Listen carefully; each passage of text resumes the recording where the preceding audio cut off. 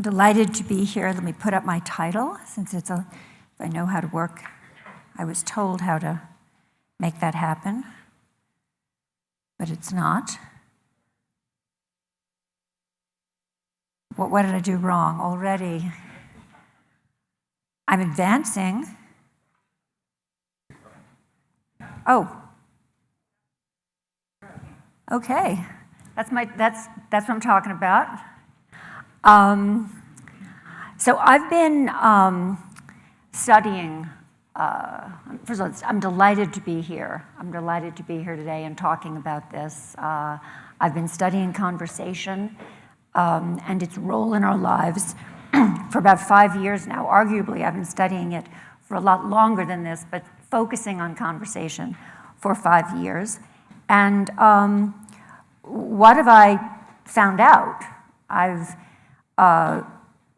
found out that conversation is the most human and humanizing thing that we do, and that we're not doing enough of it because our technology is kind of taking us elsewhere.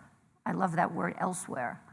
And I've written a book about it, and if I can do this correctly, or maybe you'll advance it for me. Oh, please. Okay, I've written a book about it called Reclaiming Conversation, The Power of Talk in a Digital Age. And the book is coming out in October, on October 6th. And I'm very excited, I'm extremely excited to be here today because you will be, the people who are in this room will be my first readers, because my publisher has agreed that everybody who came to this lecture will receive an e-copy of the book, because I will post at the end of the lecture a website that you can go on to get an e-copy of the book. It's called NetGalley. You have to sign on and say who you are and how that you were here, and my publisher will give you access to the galleys of the book. Now, obviously, the galleys of the book, for those of you who are in the business, are the uncorrected galleys. There will be typos. It will, my vanity is at war with allowing you to do this, but I thought it was really fun and wonderful for you to be able to read this book. And so that's very exciting for me to really have my first readers in front of me and sort of see your faces and know who you are. So that's great. So that's where we'll be at the end. So what have I found out? So let me just take my pride over my book cover away. What have I found out from studying conversation? Well, many things. I found out, as I said in my opening remarks, that it's where empathy is born. And I found out that it's part of a virtuous circle. Empathy is part of that circle, but the circle doesn't end there, because conversations with others, where empathy is born, advance self-reflection. Those are the conversations with ourselves that begin during development, but that continue through life. So conversation, self-reflection, creativity, productivity, they're all kind of woven together in this virtuous circle that includes conversation, empathy, and self-reflection. But these days, we have so many ways of connecting, that usually without noticing, it's not as though somebody says, I'm going to stop that self-reflection and empathy stuff. It's not like that. Just usually without noticing, we begin to find ways around conversation. So we send an email or a text instead of talking face-to-face. We don't apologize. This is very big. We don't apologize face-to-face, but we type, "I'm sorry," and we hit send. Now, why? We say convenience, but what's behind that? There are kind of other reasons. It's not just convenience. We like to edit, and this is so big, we like to edit our words before we send them. We have this fantasy from the earliest ages. We have this fantasy that we can get things right. We like to have our communications when we think we have time for them. We're so overwhelmed that we like to feel we can be less overwhelmed if we can kind of time shift our lives, and we can time shift our lives if we can control our time, and electronic communications a way of controlling our time. So it all adds up to a flight from conversation, at least from the kinds of conversation, because people are obviously still talking, but it adds up to a flight from a certain kind of conversation. And those are, again, open-ended, spontaneous, where you let yourself be vulnerable. And it turns out that we run into trouble when those kinds of conversations become fewer and further between, because those are the conversations where empathy is born, creativity, self-knowledge. There's a thriving of business success, creativity, productivity. It's in those more spontaneous, open-ended, vulnerable conversations where those kinds of things happen most readily. So this flight from conversation, or from that special kind of conversation, is really quite consequential. But it's tough to face these consequences. It's tough to face these consequences. We really don't want to. So with this flight, I see us through my research, which is interviewing people and being a fly on the wall and being an ethnographer and watching them in families and businesses and social settings.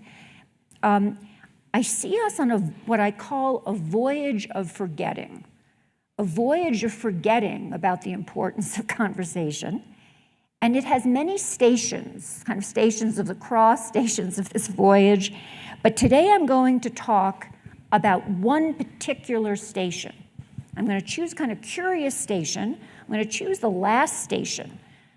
And it's of particular interest because I think that exploring this station can mark a moment of hope. It can mark the moment in which we stop forgetting. It's the moment of the end of our forgetting. It's kind of the station at the end of the line. It's like we've degraded conversation,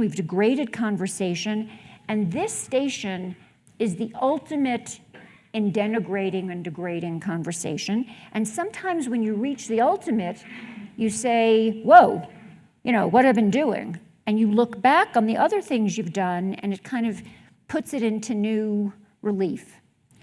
So exploring this final station, I hope, can help us come back to ourselves. Now, you've read the title of my talk, so, what is this final station? It's when we turn to a new kind of machine, or imagine turning to a new kind of machine for the conversations of companionship. That's what I'm going to be talking about. So last night, or the night before, Sunday night, there's the program Humans that just debuted on television. Lots of movies out there about artificial intelligences that'll be our friends and if not our lovers, be babysitters. My colleagues at MIT are developing robots on the market in September that'll be your kids' friends and companions. And I mean, we're at the moment now that these things are both hitting the culture, certainly hitting the imaginative culture, are starting to become a little bit more real and not just science fiction, and will become even more so. A point of terminology, I use the term the robotic moment, because I think we're in the robotic moment. But I want to make it clear that it's not because we've already built all of these robots that are there and can be our friends. It's because we are ready for them, which is a big distinction. It's not because I'm saying that all these robots that are about to be marketed to you as friends and companions really can be your friends and companions. We are at the robotic moment because we're kind of, oh, really? A robot that can babysit my child? Hey, yeah, I'll try that.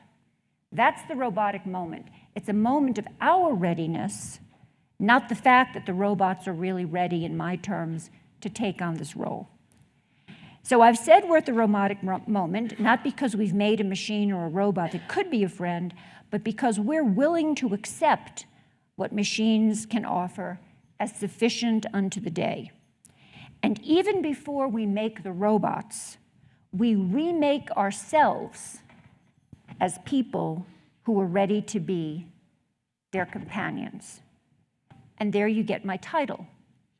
Who do we become when we talk to machines or contemplate this new kind of talking to machines? What do we forget when we talk to machines or contemplate this new kind of talking to machines? And how can we remember ourselves? So those are the things that I'm going to be talking about today.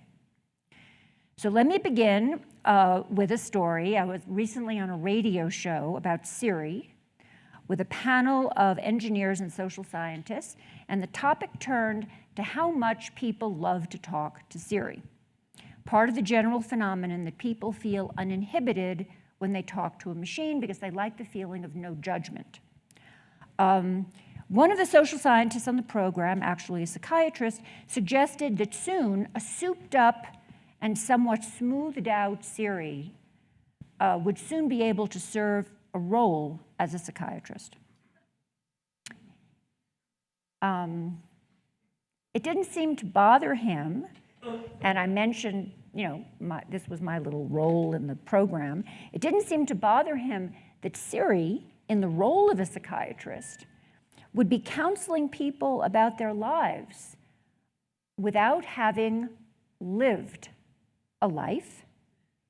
If Siri, according to him, could behave like a psychiatrist, he said, it could be a psychiatrist. If no one minded the difference between the as if and the real thing, let the machine take the place of the person. Now, how many people have seen The Imitation Game with Benedict Cumberbatch? Well, you're familiar with this argument. This is essentially the Turing test argument for a machine, whether a machine is intelligent.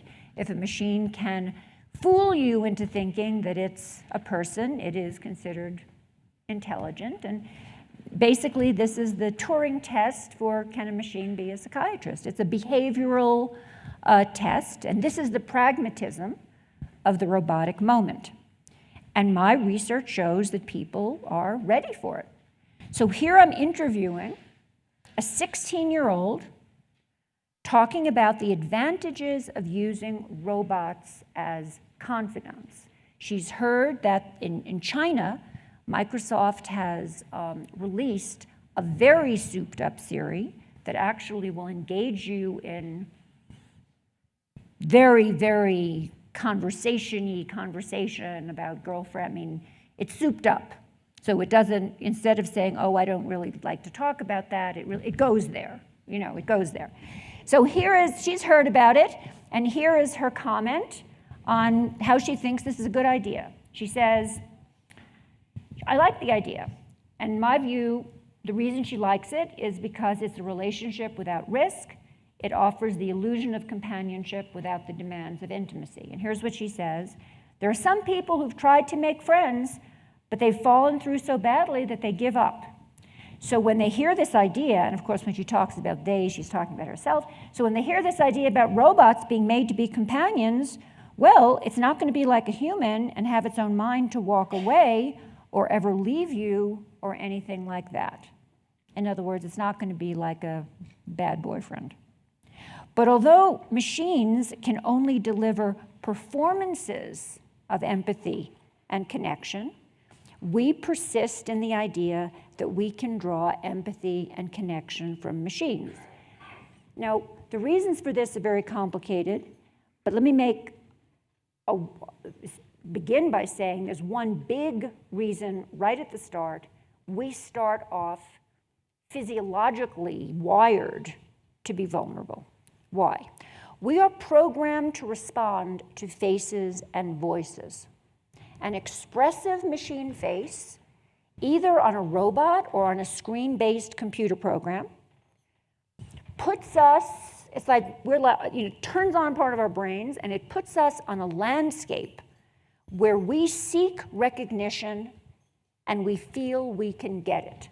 We want that face or voice to see us, know us, recognize us. We are triggered to seek empathy from that face or voice. In other words, we are triggered to seek empathy from an object that has none to give. So for years I've studied this. I've worked with people interacting with sociable robots, robots that could mirror your gestures. That's what they call sociable robots. They mirror your gestures, they make eye contact, they track your motion, they light up all the parts of the brain that think it wants to seek empathy from an object like that. And one of them, a robot called Kismet, could also show facial expression and speak, although it didn't speak meaningful things, it spoke a kind of babble with an emotional cadence that captured the prosody of human speech. So if you said something that sounded angry, it would say something back that sounded angry. If you sounded like you asked a question, it would respond in a kind of appropriate cadence. So it had a kind of feeling of engagement that even went one step further. What it actually said had no meaning, but the sound came out warm or inquiring or concerned. The convincing imitation of understanding is impressive and can be a lot of fun. If you think of these encounters as theater, as progress toward understanding speech, I mean, there are so many dimensions on which this is thrilling and interesting work. But robots are now being proposed as more than that, as companions and coaches and friends that will live with us and talk with us for real. In other words, we're at a different point now. It's not that these are being proposed as theater or as jokes or as things to put at the World's Fair, as demos. These are now being proposed as objects in your home if you're lonely or your child is lonely or needs babysitting, for real. And then for me, a different set of issues kicks in. Because I saw children come to Kismet hoping for the robot's recognition and sometimes becoming bereft when there was none on offer. Estelle is 12. Let me give you a case study. She comes to Kismet wanting a conversation. She was lonely. Her parents were divorced. Her time with Kismet made her feel special because she was meeting a robot who would listen just to her. On the day of Estelle's visit, Kismet has a problem. She's not at her, Kismet is not at her vocal best. At the end of a disappointing session, Estelle and the small team of researchers who've been working with Estelle go back to the room where we interview the children before and after they meet the robots. And Estelle begins to eat the juice and the crackers and the cookies that we've left out as snacks. And she doesn't stop. Not until we ask her to please leave some food for the other children. Then she stops, but only briefly. She begins to eat again hurriedly as we wait for the car service that will take her back to her after-school program. So we try to talk to Estelle why she's so upset. She's still eating. And as she sees it, Kismet does not like her. The robot began to talk with her and then turned away. We try to explain to Estelle that this isn't the case. The problem had been technical. But Estelle is not convinced. From her point of view, she has failed on her most important day. And as she leaves, she takes 4 boxes of cookies from the supply closet and stuffs them into her backpack. And we don't stop her. But exhausted, my little team reconvenes at a nearby coffee shop, and we ask ourselves a hard question. Can a broken robot break a child? We wouldn't be concerned with the ethics of having a child play with a broken copy of Microsoft Word or a torn Raggedy Ann doll. A word processing program is there to do an instrumental thing. If it does worse than usual on a particular day, well, that leads to frustration, but no more. But a program that encourages you to connect emotionally with it, that starts to be a different matter. And that's what these robots are about. How is a broken Kismet, because I'm asked this all the time, I'm anticipating your question, how is a broken Kismet different than a broken doll? A broken doll, a doll, encourages children to project their own stories and their own agendas onto a passive object. But sociable robots are alive enough to have their own agendas. Children attach to them not with the psychology of projection, but with the psychology of relational engagement, much more in the way they attach to people. As a child sees it, if a robot turns away, it wanted to. That's why children consider winning the heart of a sociable robot to be a personal achievement. You've gotten something lovable to love you. They react as though they have faced another person and there is room for new hurt. So the important question here isn't about the risks of broken robots. Rather, we should ask emotionally, what positive thing would we have given to these children? What positive thing would we have given to these children if the robots had been working perfectly, if the robots had been up to form, in top form? For a lonely child, a conversational robot will not be rejecting. It's a place to entrust confidence. But what children really need is not the guarantee that an inanimate object will simulate acceptance.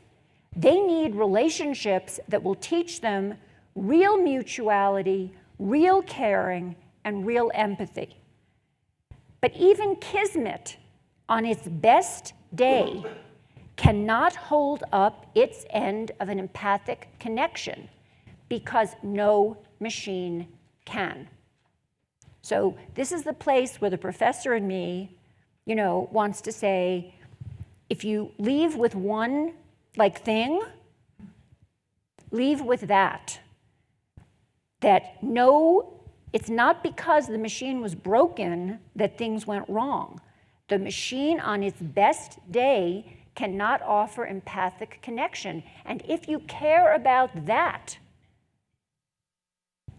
you shouldn't be giving robots to children, because that's what they will look for in machines that promise empathic connection. And then now I'm going to be talking about the consequences of looking for empathic connection in an object that has none to give. Because psychologically, you are not on a happy trajectory. So in all of this, an irony emerges. Even as we treat machines as if they're almost human, we develop habits, and this is well known to you, that have us treating human beings as almost machines. To take a simple example, this is my favorite example because it's so banal. We regularly put people on pause in the middle of a conversation in order to check our phones. And when we talk to people who are not paying attention to us, it's a kind of preparation for talking to uncomprehending machines. Because when people give us less, talking to machines doesn't seem as much of a downgrade. I called my last book, why do we ask more of machines and less of each other? I mean, that's kind of thank you. We want technology to step up as we ask people to step back. People are lonely and fear intimacy, and robots seem ready at hand. And we're ready for their company if we forget what intimacy is. And having nothing to forget, our children learn new rules for when it's appropriate to talk to a machine. So here's another case study, a very interesting case study. Stephanie is 40. She's a real estate agent in Rhode Island. And her 10-year-old daughter, Tara, is a perfectionist, always the good girl, sensitive to any suggestion of criticism. Recently, Tara has begun to talk to Siri. It's not surprising that children like Siri. There's just enough inventiveness in Siri's responses to make children feel that someone might be listening. And if they're afraid of judgment from parents or friends, Siri is safe. So Tara expresses anger to Siri that she doesn't show to her parents or friends with whom she's trying to play the part of the perfect child. So her mom wonders if talking to Siri is perhaps a good thing. Certainly a more honest conversation, she tells me, than Tara is having with the adults in her life. This is happening a lot, children talking to Siri. It's a thought worth looking at more closely, because it's surely positive for Tara to be discovering feelings that she censors for other audiences. But what Tara is having with Siri is not a conversation at all. Tara is using the robot as a tool that enables her to express anger, but no one is listening. Now, what's the problem with that? You could say, well, that's good. Isn't that venting? Isn't that, what's the problem here? Here's the problem. Talking to Siri leaves Tara vulnerable because she's getting the idea that there's something wrong with her feelings because they are something that people can't handle. She's persisting in her current idea that pretend perfection is all that other people want from her or can accept from her. Instead of learning that people can value how she really feels, Tara is learning that it's easier not to deal with people at all. If Tara can be herself only with a robot, she may grow up believing that only a robot, only an object, can tolerate her truth. What Tara is doing, and this is my debate with the robot trains you for other things model, what Tara is doing is not training for relating to people. For that, Tara needs to learn that you can attach to people with trust, you have to make some mistakes, you have to risk an open conversation, you have to get a little hurt, you have to learn how to rebound, you have to be with somebody gentle. That's how you learn that kind of stuff. Her talks with the inanimate are taking her in completely another direction. She's being taken to a world without risk and without caring. So when I voice my misgivings about pursuing such conversations, I often get this reaction. If people say they would be happy talking to a robot, if they want a friend they can never disappoint, if they don't want to face embarrassment or vulnerability, why do I care? Why not turn this question around as my response to that and ask, why don't we all care? Why don't we all care that when we pursue these conversations, we're chasing after a fantasy? Why don't we think we deserve more? Why don't we think we can have more? In part, we convince ourselves that we don't need more, that we're comfortable with what machines provide. And then we begin to see a life in which we never fear judgment or embarrassment or vulnerability as perhaps a good thing. Perhaps what machine talk provides is progress on the path toward a better way of being in the world. Perhaps these machine conversations are better than anything. The idea has passed to a new generation. Robots offer a relationship without risk, and nothing bad is going to happen. From having a robot as a friend, or as that first girl imagines it, a romantic partner. But there are some assumptions here that are worthy of challenge. Because although always available robot chatter is a way not to feel alone, we will be alone when we're talking to these robots. We'll be engaged in as-if conversation.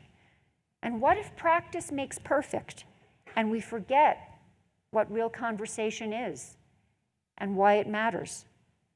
When I watch the ads for Jibo and all the pictures of people casually talking to Jibo and chatting with, this is the new home robot, having these conversations with Jibo and chatting with Jibo. And what if you forget the difference between these chats and what it is to chat with someone who knows and understands you and understands what you're talking about in the context of a human life?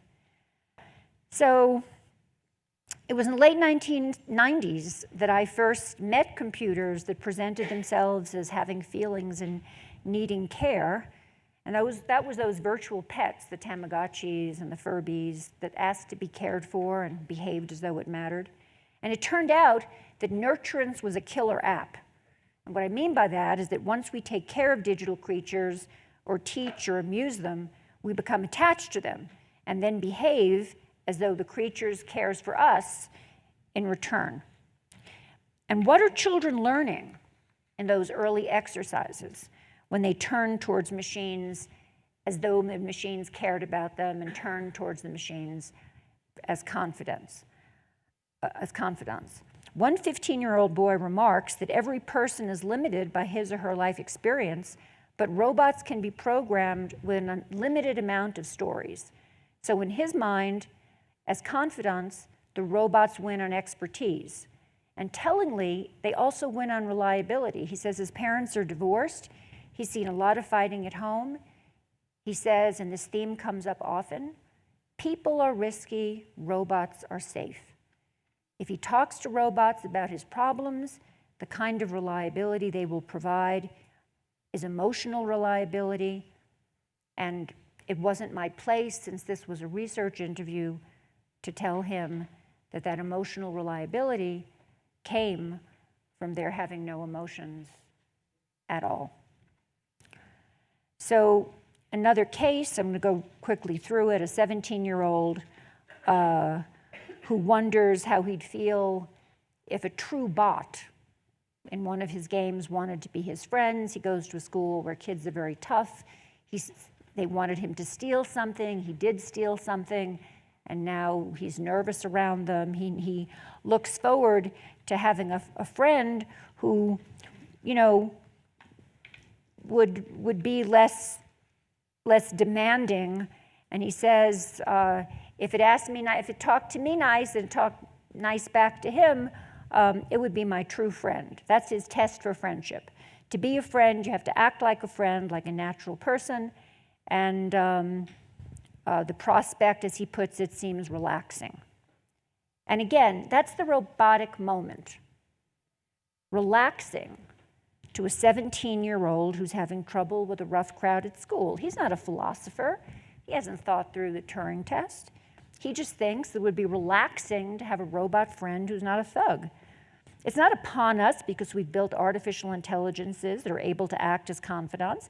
It's come because we've so degraded what we demand of conversation that we'll accept what a machine can offer, the performance of companionate interest.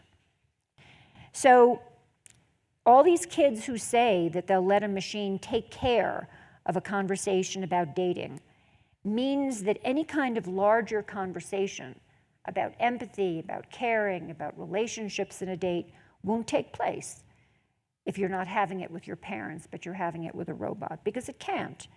Because with a computer, the best you'll get is as-if emotions and an as-if relationship. But there's also this. The more we talk about conversation as something machines can do, the more we end up devaluing conversations with people because they don't offer what machines provide. The most important job of childhood and adolescence is to learn attachment and trust in other people. This happens through human attention, presence, and conversation. When we think about putting children in the care of robots, we forget that what children really need is to learn that adults are there for them in a stable and consistent way, and no robot has that to give. When children talk with people, they come to recognize over time, over a long period of time, how vocal inflection, facial expression, and bodily movement flow together, seamlessly and fluidly, and they learn how human emotions play in layers, again, seamlessly and fluidly. These are things that we forget when we think about children spending any significant amount of time talking with machines, looking into robotic faces, trusting in their care. Why would we play with fire when it comes to such difficult matters? There's a general pattern in our discussion of machine capability that I've called from better than nothing to better than anything. And here's how it works. We begin with resignation, with the idea that machine companionship is better than nothing, as in, there are no people for these jobs. There are no people for elder care jobs, there aren't enough teachers, there aren't enough babysitters, etc. From there, we exalt the possibility of what simulation can offer until, in time, we start to talk as though what we'll get from the artificial may actually be better than what life can ever provide. And so here are some quotes from what happens when people talk about why they'd rather have a robot than a person. Child care workers might be abusive. Nurses or well-meaning mothers might make mistakes. They might not be clever. They might not have even finished high school. They aren't well educated enough. Children say that a robotic dog will never get sick and can be turned off when you want to put your attention elsewhere. In other words, it's kind of friction-free. It's less demanding. And if you want, you can arrange for your robotic dog to never mature, to always remain a puppy. And as one 9-year-old put it, people love puppies. And then critically, particularly for older people, a robotic pet will never die. Older people hate when their dogs and cats die. A robotic dog, says one woman, won't die suddenly, abandon you, and make you very sad. So fantasies of artificial being allow us to imagine a friction-free version of companionship, one in our control, perhaps literally. And part of what makes our new technologies of connection so seductive is that they respond to our fantasies, our wishes, that we will always be heard, really 4 wishes that digital technology offers us, that we will always be heard, that we can put our attention wherever we want it to be, and that we will never have to be alone. And these 3 wishes lead to a 4th wish, a 4th implied fantasy, which is they will never have to be bored. And if you think about those 4 fantasies, those 4 wishes, they really describe a relationship with a robot. Because the robot would always be at attention.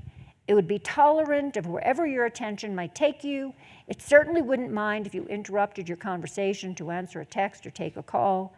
And it would never abandon you, although there's the question of whether it was ever really there in the first place. And as for boredom, well, it would do its best that boredom for you would be completely like a thing in the past. When roboticists show moments of captivating moments, when people are happy to engage with sociable robots, the tendency is to show these off as though a small triumph is presented. We did it. We got a person to be happy with a machine. And there are many such moments online. But this is an experiment in which people, you, are the re-engineered experimental subject. Because we are learning, we are teaching people how to take as-if conversations with a machine seriously. Our performative conversations, because we are performing for the machine, molding our conversation to what the machine will allow us to do, begin to change what we think of as conversation. We practice something new, something that the machine allows us to do with it, but we are the ones who are changing. So do we like what we're changing into? Do we want to get better at it? In the course of my research, there was one robotic moment, and I've told this story many times, that I've never forgotten because it changed my mind. I'm going to quickly just mention it again. It was so decisive for me. I'd been bringing robots, these sociable robots, to nursing homes because there's so many of them are designed for elder care. That's seen as the big market for people, not enough workers, robots will step in and do the job. And there was this one woman who had lost her son who began to talk to the robot about having lost her son, and the robot was programmed to make gestures of understanding, and she felt this robot understood her.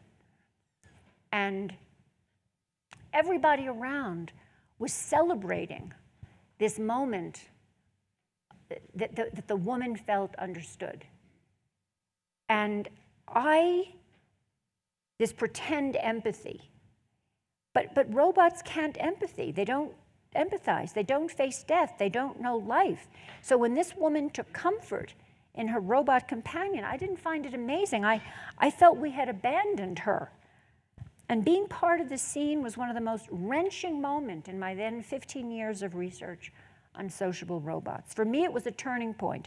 I felt the enthusiasm of my team. I felt the enthusiasm of the staff and the attendants. There were so many people there to help, but we all stood back, a room of spectators now, only there to hope that this elder would bond with a machine. It seemed that we had all had a stake in outsourcing the thing we do best, understanding each other, taking care of each other. That day in the nursing home, I was troubled by how we allowed ourselves to be sidelined, turned into spectators by a robot that understood nothing, and the idea of progress. And on that day did not reflect poorly on the robot. That robot was working perfectly. It reflected poorly on us and how we think about older people when they tell us the stories of their lives. Over the past decade, when the idea of older people and robots has come up, the emphasis has been put on whether the older person will talk to the robot. All the articles are about, will the older people talk to this robot? Will the robot facilitate their talking? Will the robot be persuasive enough to do that? But when you think about the moment of life that we're considering, it's not just that the older people are supposed to be talking. Younger people are supposed to be listening. That is the human compact. That is what we owe each other. That's the compact between generations. I was once told that is our humanity. I was once told that some older cultures have a saying that when a young person misbehaves, it's because, quote, they had no one to tell them the old stories. When we celebrate robot listeners that cannot listen, we show too little interest in what our elders have to say. We build machines that guarantee that human stories will fall upon deaf ears. Right now, we work on the premise that putting a robot in to do a job is always better than nothing. But what about if that is the premise of sociable robotics. But what if that premise is really flawed? If you have a problem with care and companionship and you try to solve it with a robot, you may not try to solve it with your friends, your family, and your community. That's the history of technology. That when we think we can solve something with technology, we move away from thinking we need to solve it with friends and family and community. So the as-if self of a robot calling forth the as-if self of a person performing for it, it's not helpful for children as they grow up. It's not helpful for adults as they try to live authentically. And to say that it is just the thing for an older person who's at the point where he or she is trying to make sense of their life, to me, that is demeaning. They, of all people, should be given occasions to talk about their real lives filled with real losses and real loves to someone who knows who these things are. So I think we're positioned to have these conversations. I want to be part of getting these conversations going. That's why I'm doing this writing, I'm doing this research, but sometimes I fear they may not happen. As I was concluding work on reclaiming conversation, I attended a large international meeting that I won't name that had a session called Disconnect to Connect. And there, psychologists, scientists, technologists, and members of the business community considered our effective lives in the digital age. There was widespread agreement that there's an empathy gap among young people, I spoke about this the other day, that have grown up emotionally disconnected while constantly connected to phones, games, and social media. Studies had shown a 40% drop in measurable markers of empathy over the past 25 years, and there was much enthusiasm in the room for guess what? For how technology might help. Now, for people who show little empathy, there will be empathy apps to teach compassion and consideration. There will be computer games that will reward collaboration rather than violence. The idea is that we've gotten ourselves into trouble with technology, and technology will help us get out of it. Where we once dreamed of robots that would take care of our physical vulnerabilities, now apps will tend to our emotional lapses. If we've become cold toward each other, apps will warm us. If we've forgotten how to listen to each other, apps will teach us to be more attentive. But looking to technology to repair the empathy gap seems to me an ironic rejoinder to a problem we perhaps didn't need to have in the first place, and to a problem we perhaps don't need to have in the first place. I don't think it's too late. Sometimes I think it's easier to build an app than to have a conversation. Sometimes I think it's easier to build an app than to have a conversation. When I think of parents who are drawn to their email instead of a dinner conversation with their kids, I'm not convinced that there's a technological fix for the emotional distance that follows. Yes, we should design technology to take account of our vulnerabilities. For example, we should design phones that release us rather than try to hold us. I'm very interested in collaborating with industry to think about phones that are better designed, that are designed with our vulnerabilities in mind. But to bridge the empathy gap, I think of things that people can do. I think of parents who experiment with sacred spaces, no technology in the kitchen, at meals, in the car. I think of parents who experiment with technology timeouts to reclaim conversation with children and each other.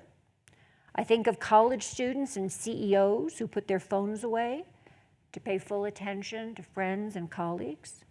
I think of the new enthusiasm for meditation as a way to be present in the moment and to discover the world within. When people give themselves the time for self-reflection, they come to a deeper regard for what they can offer others. The moment is right. We had a love affair with a technology that seemed magical. We have it still. But like great magic, it worked by commanding our attention and not letting us see anything but what the magician wanted us to see. And now we are ready to reclaim our attention. We are ready to reclaim conversation. Caring machines challenge our most basic notions of what it means to commit to each other. Empathy apps claim they will tutor us back to being fully human. The proposals for these objects can bring us to the end of our forgetting about what it means to be a person. To get back to where I begin, the notion of human companionship, now we have to ask if we become more human when we give our most human jobs away. It's a moment to reconsider that delegation. To reconsider that delegation, it is not a moment to reject technology. It is not a moment to reject technology. It's a moment to find ourselves. Thank you.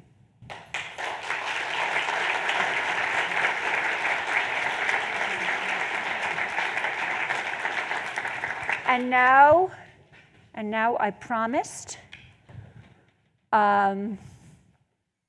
It says read and review because it's a version with many typos. You can email me, sturkle@media.mit.edu when you find them, and I promise to sort them out, take a picture of it. Yeah, but it's for you. You know, because you will be asked when you sign on to this site to go to register for something called Netally or something, Net Galley Love or something. Anyway, it's a little bit of a process, and the publisher will authorize you one by one. They will, and it'll be a little bit of a process, and then you will get the book. And I hope you enjoy it very much. Do we have time for one or two questions? Or great. Yes. Well, we had a conversation yesterday, Yeah. too. A conversation. Ah. And this is a really rich. Andy Revkin. I'm a longtime blogger, and I do online conversations of that sort too. And I love what you're digging in on here. One thing that was interesting to me, maybe it's in your book, we'll find out, is the discomfort that you feel when you saw the cheering about the person reacting to the robot. That is one thing that it's The old revealing, person or the child? well, any of these situations where essentially it's revealing that the veneer of what we define as humanness is very thin, and it's over a large thing that we call the human animal, that we basically are a machine. A lot of us is programmed, and it's revealing our internal programming as much as anything else. The fact that there's a lot of discomfort in that, I think, sometimes, that we are biological creatures with programming, and they've succeeded in harnessing that or meeting that internal machine. Is that part of what makes this feel weird? No, I'm very comfortable that the way in which we signal to each other is by very primitive programmed mechanisms.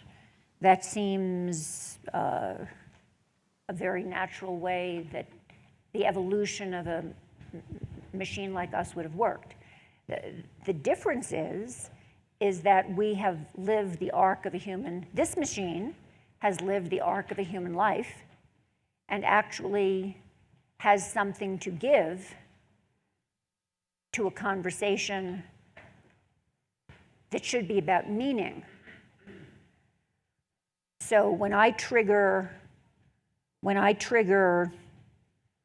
connection, talk to me, I have the goods to deliver because I actually have a child or wanted a child or know what a child is or have held a child in my arms, and the death of a child, I understand something about its consequences. If a robot knows how to signal, talk to me about child death, nothing of authentic mutuality can follow.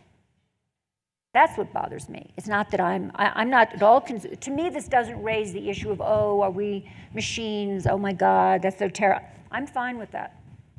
It has to do with the authenticity of the conversation that follows.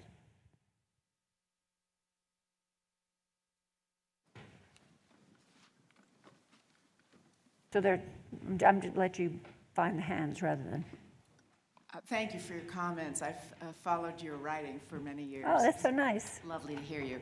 I also think it's wonderful that you're at a place like MIT. Can we just go back to the beginning of your talk, the email saying, I'm sorry, or I hate you, or I'm breaking up with you? Yeah.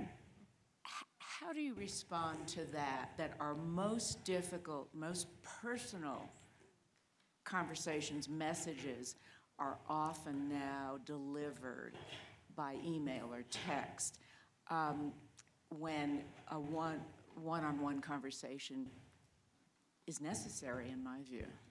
Necessary, but difficult.